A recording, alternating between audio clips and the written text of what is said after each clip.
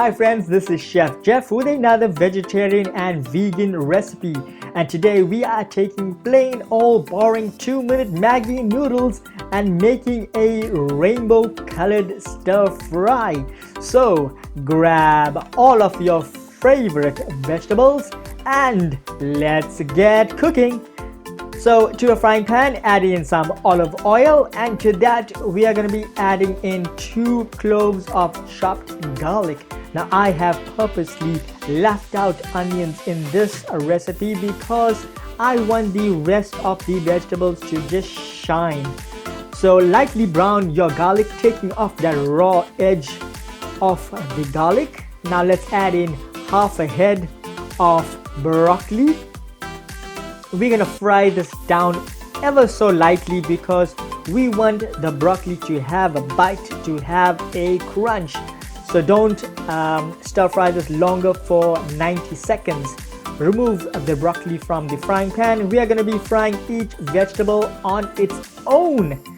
Again, a few drops of olive oil, and to that I have here 1 medium carrot which I have grated. Looking at this carrot reminds me of a delicious dessert, which is a carrot halwa, which I may make sometime later in this series.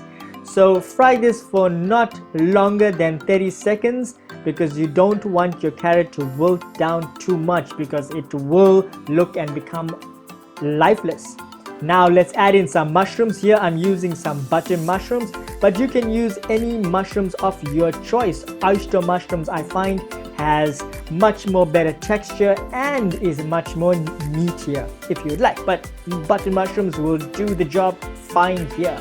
Again, splash of olive oil, and here I'm using some purple cabbage. Purple cabbage is just gonna add such vibrancy to this dish. And of course, everyone's favorite, sweet corn. Remember not to waste any sweet corn. Sweet corn is gold of the vegetable world. Sweet corn, absolutely everyone's favorite when you're having a braai.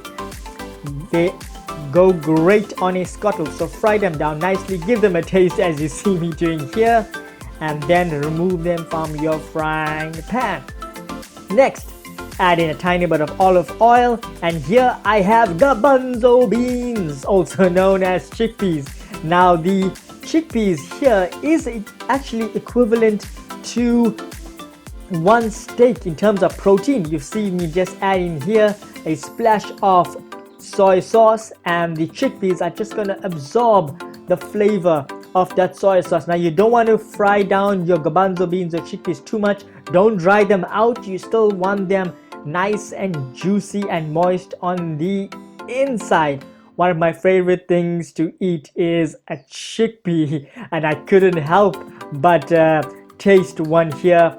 Oh, absolutely delicious. I could just eat this on its own, packed full of protein. Let's prepare our Maggie noodles. So to a pot of boiling water, we're going to be adding in our noodles. This packet of noodles comes all the way from Kuala Lumpur. I love shopping and buying food when I travel. Let's recycle that packet and clean up our workstation as we are going along. Does it take 2 minutes to actually cook 2-minute noodles? I don't know. I think it takes 5 minutes for me to cook it. So with that done, drain, and our noodles are bang, magically done. Let's put it all together. So here we have our broccoli, then our sweet corn, our cabbage, our carrots, our mushrooms, and our garbanzo beans. Here we also have uncooked red peppers. Add in some salt to taste, and our final ingredient is some baby spinach, just a handful of baby spinach. Now what we want to do is just stir this in for about 30 seconds to 60 seconds. You really don't want to cook this too much because all of your vegetables are cooked.